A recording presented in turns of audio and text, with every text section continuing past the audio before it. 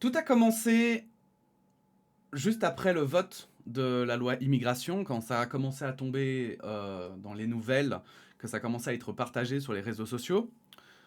J'ai vu quelqu'un qui, en se réjouissant, hein, bien sûr, de l'adoption de la loi, disait qu'il trouvait que c'était une grande avancée finalement pour son pays, qui est la France. Et ce qui m'a énormément intrigué, c'est que cette personne qui disait ça avait en photo de profil sur Twitter un personnage de manga qui est littéralement pro-immigration. Alors, je veux bien que... donc, je vais parler de ce personnage, donc quand même, pour ceux qui le connaissent, hein, c'est dans l'Attaque des Titans. C'est Erwin, un soldat, qui est en plus voilà, chef d'escouade, etc. Et qui en fait se bat, hein, simplement pour qu'on sauve un maximum d'êtres humains. Et il se bat notamment pour l'ouverture de... Donc c'est très très... voilà, je veux dire, c'est même pas une métaphore hyper compliquée, puisqu'il se bat littéralement pour qu'on ouvre les enceintes des murs aux gens qui sont en danger. Donc voilà, évidemment je vous fais un résumé parce que l'Attaque des Titans c'est plusieurs saisons, c'est quand même une petite série quoi. Mais disons que cela m'a interpellé de me dire mais comment ça se fait qu'un gars qui a visiblement voilà un jeune garçon en plus ou fille j'en sais rien, mais qui a en image de profil un personnage qui est plutôt humaniste et plutôt pro-immigration, hein, eh bien, cette personne soit ravie que, par contre, dans la réalité, on construise des murs et qu'on empêche les humains d'y entrer. Et c'est là où, en fait, je me suis posé cette question, qui est le titre de cette vidéo. Est-ce que l'extrême droite est de gauche, en fait? Parce que quand on lit les arguments des gens qui sont pro-loi immigration, à les écouter, ils sont hyper humanistes en vrai. On sacrifie une part de l'humanité pour sauver ce qui peut l'être. Il y a aussi ce côté que je trouve vraiment très très très étrange, qui est à la fois, par exemple, si on prend le sujet de la police, ces personnes vont dire il ne faut pas généraliser. Un policier qui a tapé un manifestant ne veut pas dire que tous les policiers tapent les manifestants, etc. Ce que je serais enclin à rejoindre, effectivement, ce n'est pas parce qu'un policier fait une chose que forcément tous les policiers le font. Pour savoir si c'est généralisé, il faut des chiffres, il faut des informations, il faut, on va dire, des études hein, sur le sujet. Mais tu peux pas avoir ce discours-là avec la police si à côté, par contre, sur les migrants, eh bien, tu vas dire ouais, mais non, mais ils sont tous comme ça. Alors, évidemment, il y a un tricks, il y a une astuce pour ces gens-là, c'est de dire non, mais je dis pas tous, je dis la majorité. Évidemment, alors du coup, ça change tout. Voilà, je suppose que si on disait la même chose de la police et qu'on parlait d'une majorité plutôt que de tous, hein, au lieu de dire all cops are bastards, on dirait almost all cops are bastards. Je suis sûr qu'ils seraient d'accord. Ah, cab. Bref, ça c'est pour la petite touche d'humour, mais franchement, en fait, je trouve ça terrifiant de voir à quel point il y en a qui tombent dans le panneau de cette extrême droite qui essaye de se faire passer pour la gauche, en fait. Et aujourd'hui, on va pas lire d'article, voilà, c'est vraiment juste, je vais dire, une sorte de critique, une sorte d'opinion. Voilà, je déballe juste mon opinion à vous, parce que, en fait, j'ai pas trouvé vraiment d'article pertinent sur le sujet, etc. Mais c'était vraiment... En fait, je suis choqué à quel point l'extrême droite se fait passer pour sociale. Comment l'extrême droite essaye de faire croire aux gens qu'elle, en fait, travaille pour eux, qu'elle est là pour eux et qu'elle prend des décisions pour eux. Et c'est pour ça, je pense qu'il y a la majorité présidentielle, hein, donc les Renaissances, qui ont, je vais dire, qui savent si bien faire croire que la gauche égale extrême droite. C'est-à-dire qu'en fait, ils présentent justement la gauche comme l'extrême droite, c'est-à-dire, en fait, l'extrême droite, ce sont des menteurs. Voilà. Et ça, en fait, c'est indéniable. C'est dans l'histoire de l'extrême droite. Ça se voit dans les votes de l'extrême droite. Ça se voit dans les idées de l'extrême droite. Voilà, ça se voit vraiment à tous les niveaux de l'extrême droite. Et pour ça, il suffit juste de s'intéresser un minimum à la politique, à l'éthique politique et à l'histoire de la politique. Maintenant, moi voilà, c'est ça le truc. C'est que je pense que je comprends, en fait, que tout le monde n'ait pas forcément le temps de s'intéresser à ça. Je comprends que tout le monde n'ait pas forcément l'envie non plus de s'intéresser à ces sujets-là. Mais en fait, c'est ça qui est pernicieux avec l'extrême droite, c'est que elle ment, comme elle respire. Elle ment comme elle respire, et en fait, ses valeurs ne sont que de la poudre de perlimpinpin, pour reprendre l'expression d'un grand homme qui ne marquera pas l'histoire, je pense. En tout cas, pas de la façon dont il pense. Et en fait, pourquoi? Et en fait, c'est ça le truc, c'est que comment moi, je peux être si sûr que l'extrême droite, parce que c'est une question légitime, comment est-ce qu'on peut être si sûr que l'extrême droite ment? Comment? Parce que on n'est plus, voilà, on n'a pas l'extrême droite au pouvoir, donc comment est-ce qu'on peut savoir si, voilà, et ben elle respecte sa parole ou pas? Eh bien, comme je vous le dis encore une fois, c'est simple, c'est regarder les actes. Regardez les actes. Quand vous regardez les actes de l'extrême droite, ils ne font rien, je dis bien rien, pour la population. Alors oui, bien sûr, ils sont capables de faire croire qu'ils font pour les gens. Parce que quand vous connaissez pas l'immigration, et que je vous dis, bah le problème ce sont les immigrés. Parce que tu vois, quand tu te balades en rue, tu vois des immigrés. Donc tu vois, ils sont bien là, ils existent, et moi je te dis que c'est eux le problème. Et je te sors des chiffres, que je vais aller chercher là où ça m'arrange, parce que c'est ça le truc. C'est que l'extrême droite a cette facilité en fait de ne prendre que ce qui l'arrange. Pour donner un exemple, moi, pour comprendre mon monde, pour essayer de... Moi je n'essaye pas d'avoir raison, en fait. J'essaye de me rapprocher le maximum de la vérité. Et je pense, et j'espère que sur cette chaîne, vous avez tous cette optique d'essayer de rechercher la vérité. Donc moi, quand je lis, en fait, quand je vois une loi, quand je vois qu'une loi est présentée, je vais lire les arguments de la gauche, mais aussi les arguments de la droite. Je vais aussi regarder leurs sources, leurs informations, d'où est-ce qu'ils les tirent, pourquoi est-ce que ça peut être critiqué ou non.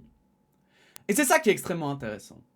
C'est de écouter les arguments, de les entendre, de les traiter et de voir ce qui est vrai ou pas.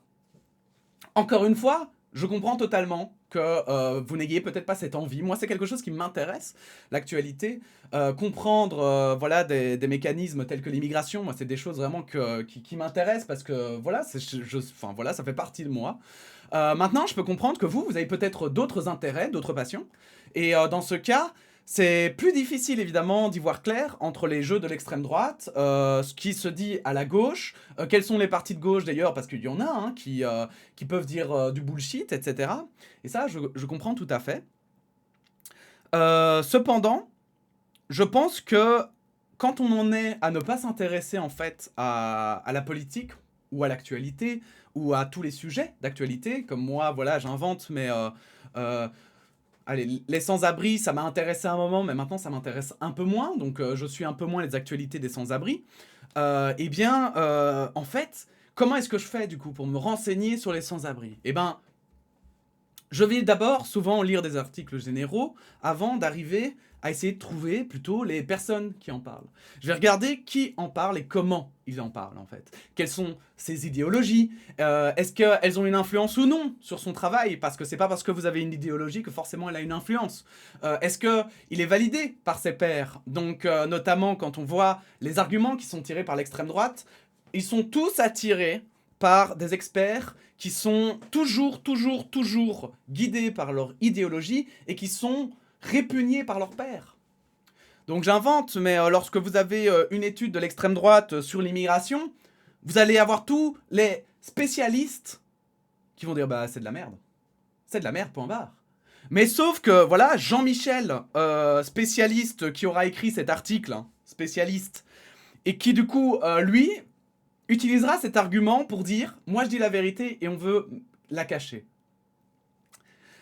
Et c'est un petit peu, voilà, j'ai pas envie que cette voilà, vidéo dure 15 plombes, donc je vais essayer de faire court, mais c'est justement là le piège. c'est qu'aujourd'hui, on a un espèce d'argumentaire qui frappe les gens, qui est « je suis seul à dire ça, donc du coup, c'est vrai ». Et si vous faites attention, c'est pour ça qu'il y a une montée en puissance des gourous, c'est pour ça qu'il y a une montée en puissance des charlatans, et c'est pour ça qu'en fait, les gens sont de plus en plus paumés, d'ailleurs. Parce que, en fait, comme on a eu des politiciens qui n'ont cessé de jouer avec ces chiffres, parce que, en fait, si Emmanuel Macron utilise l'immigration comme fer de lance de sa politique, mais c'est parce que c'est simple. C'est simple, en fait. C'est hyper facile.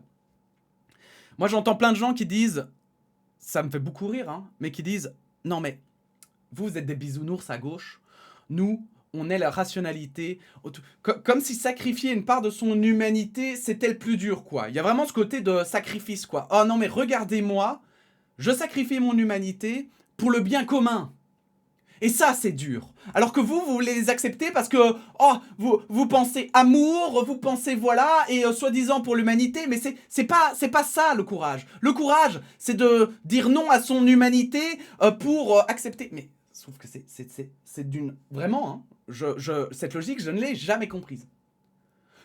Vous trouvez ça plus dur, sincèrement, de mettre de côté votre humanité alors que vous êtes assis dans votre fauteuil, que vous pouvez rentrer le soir chez vous sans avoir peur d'être bombardé, que les seuls flips, c'est de vous dire qu'il y a un gars en France par jour qui meurt assassiné potentiellement, ou qu'il y a des rixes de village, ou que il y a des crimes qui sont commis.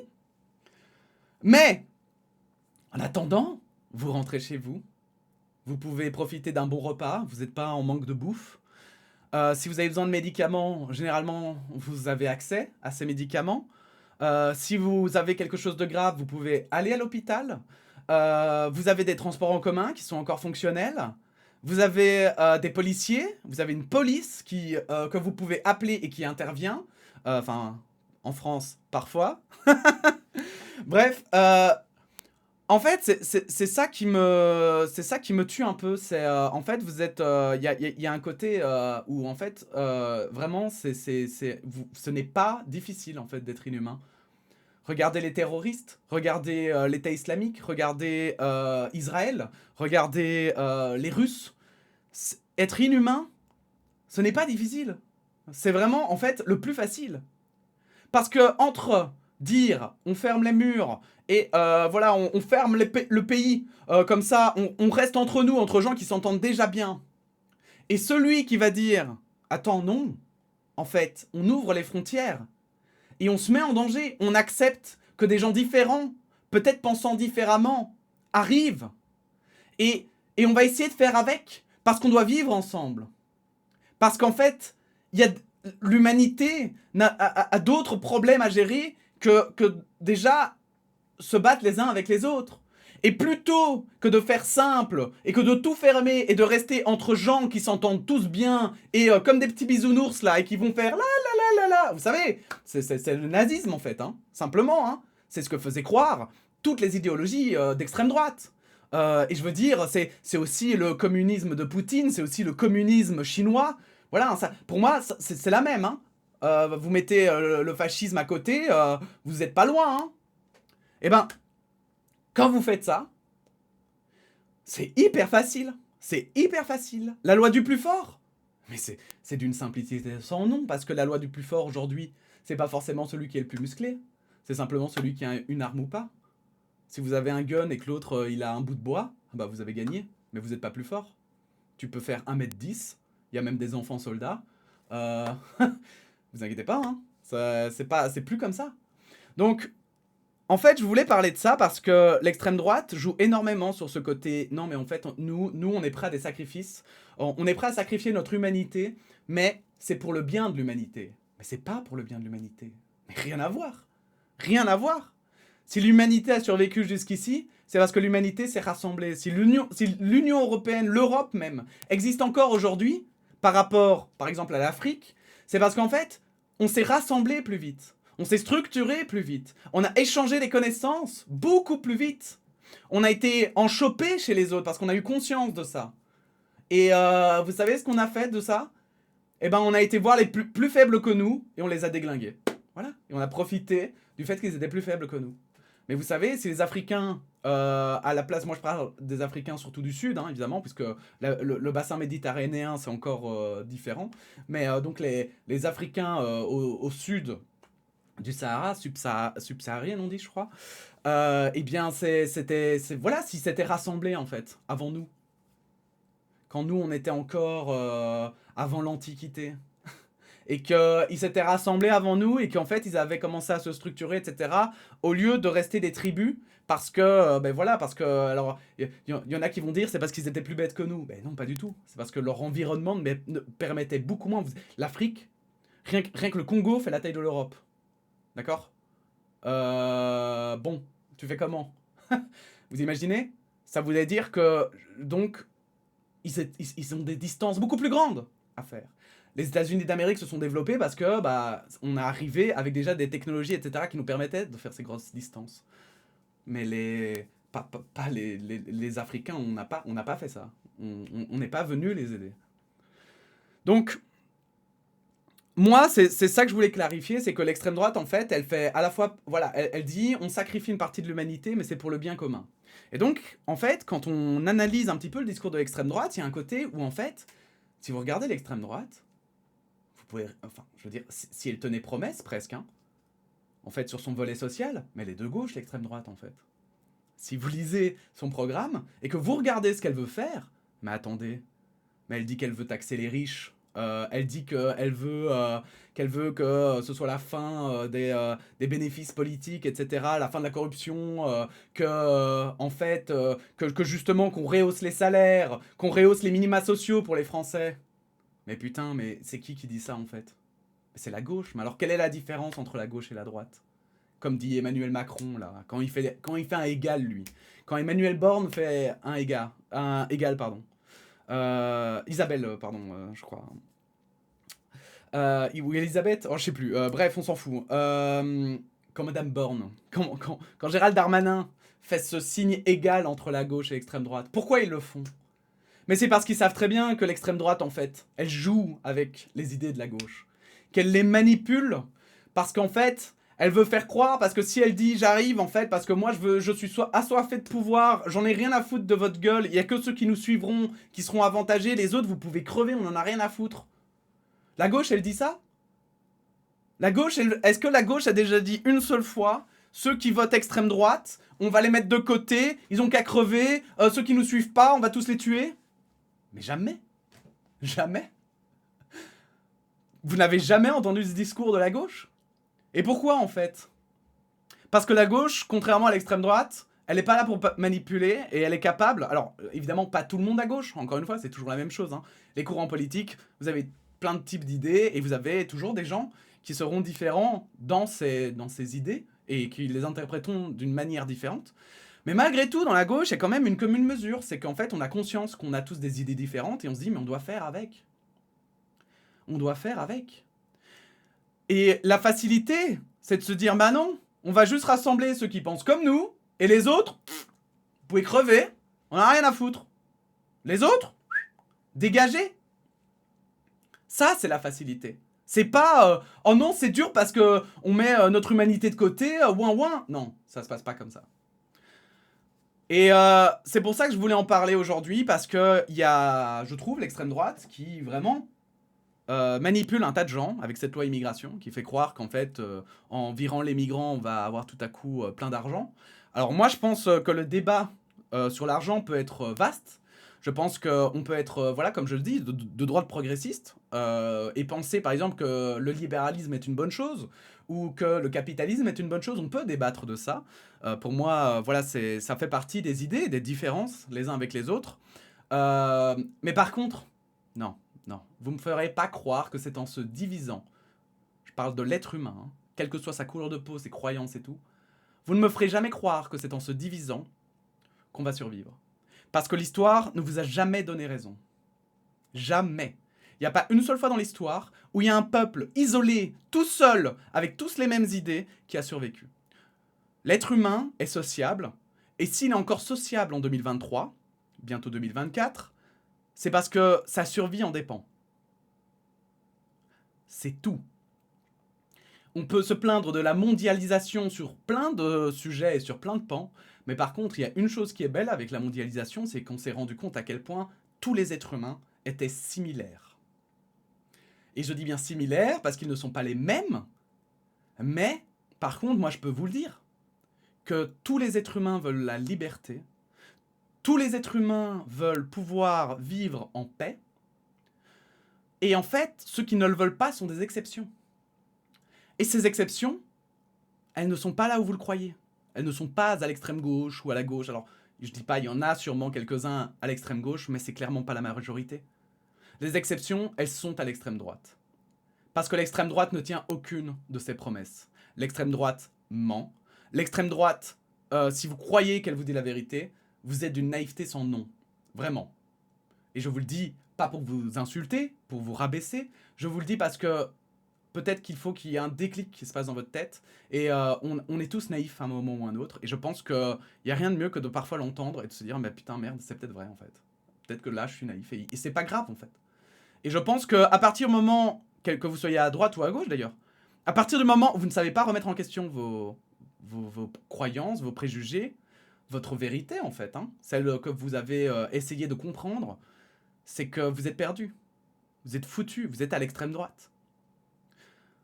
Donc, moi, je vous le dis, je lis en fait les opinions de droite et de gauche pour me forger un avis. Parce que parfois, moi, ça m'est déjà arrivé de remettre en perspective, évidemment, mes opinions par rapport à la droite. C'est comme ça que j'ai connu le courant de droite progressiste et que je respecte. C'est d'ailleurs, voilà, moi, je trouve qu'aujourd'hui, on est trop dans une droite conservatrice et beaucoup de gens se font avoir. Parce que oui, on peut être de droite et être humain, vous savez, ça existe, en fait. C'est dingue, hein, mais ça existe. Mais c'est juste que ces gens ont été écartés totalement parce que c'est difficile d'être humain. Point barre, c'est le plus dur, en fait. C'est tellement dur d'être humain. C'est tellement dur d'accepter que des Syriens arrivent avec une religion différente, avec des pensées différentes, en ayant subi une dictature et qui ont des traumatismes. Et en fait, de devoir les accepter. De devoir se dire, mais putain, tu sais, ces gens, parfois, il y a peut-être des sujets qu'on peut pas aborder parce que eux, ça les touche. Peut-être que eux, quand je vais, moi, rire de la situation en Syrie, bah peut-être que eux, ça leur fera pas rire. Parce que eux, ils l'ont vécu, la situation. Ils ont vécu l'horreur, en fait. Vous savez. Et donc, je pense qu'on n'a pas conscience de ça. L'horreur, ça vous change, je pense. Moi, je l'ai pas vécu. J'en ai eu que des aperçus. Mais même juste les aperçus, c'est terrifiant. Vous n'avez même pas idée de la monstruosité du monde. Non, mais quand je vous dis ça, bon, il y a des gens qui me disent si. Non. Vous n'avez pas idée de la monstruosité du monde. D'accord? Vraiment. Et on n'en aura jamais idée. Parce que pour la connaître, il faut la vivre. Et pour la vivre, mais je le souhaite même pas à mon pire ennemi. Mais ça, quand on a le cul dans le confort, là, avec nos PC et tout, on peut pas s'en rendre compte. On se dit, on lit des comptes, on lit des actualités, on lit des nouvelles, on se dit, ah bah oui, c'est horrible. Ah ouais, un soldat qui pisse sur un bébé, c'est horrible, hein. Et qu'il le tue comme ça. C'est horrible, hein. Mais attendez d'être devant la scène, c'est encore autre chose. Et là, je peux vous dire qu'il y a beaucoup de questions qui se mettent dans votre tête et qu'il y a des choses qui vous feront plus jamais marrer. La guerre ne vous fera plus jamais marrer. Et cette loi immigration, je vous le dis, vous pensez, il y en a beaucoup qui pensent que c'est une victoire, mais quand on s'intéresse à la réalité, quand on s'intéresse à essayer de se rapprocher de la vérité, qu'on n'atteindra jamais, hein, c'est une utopie, mais qu'on essaye de se rapprocher de l'efficacité, c'est le plus gros échec que la France ait connu de ces dernières années. Non seulement les pauvres vont rester pauvres, les riches vont s'enrichir, et en fait, la merde va rester la merde. Bon, le devoir m'appelle, c'est pas plus mal. C'était vraiment une vidéo juste d'opinion, je voulais vous la donner parce que je pense qu'on atteint toujours un peu plus, chaque jour un peu plus des côtés graves, je pense, qu'on se rapproche de plus en plus. Voilà, je commence, moi, à parler de dictature douce en France, et je pense que les gens me disent... les gens me disent que j'exagère, mais plus le temps avance, et plus j'ai l'impression qu'en fait, ça va être le cas. Soyez prudents, Surtout si vous partagez pas les opinions justement de cette frange, de cette extrême droite, parce que vous serez les premières cibles de ces gens-là. Et si vous pensez comme eux, ne vous croyez pas à l'abri, parce que c'est de la naïveté, l'extrême droite. Avec l'extrême droite, personne n'est à l'abri, simplement, en fait. Personne n'est à l'abri. Et surtout si vous avez voté et que vous avez encore un minimum d'humanité, que vous n'êtes pas le gros facho, comme parfois on peut vous appeler probablement, mais que vous êtes juste un peu perdu en politique ou que vous cherchez simplement à un mieux et que voilà, vous, vous faites confiance à des gens qui ne méritent pas votre confiance, eh bien, faites attention à vous. Faites vraiment attention à vous parce que je pense que, voilà, justement, se croire en sécurité, c'est avec ces gens-là, c'est le pire que vous puissiez faire. Bref, prenez soin de vous. À très bientôt pour de nouvelles actualités et en espérant que le point d'inflexion soit très proche. Très très proche. Parce que bordel de merde. Il y en a marre de la merde. Il y en a marre. La bise.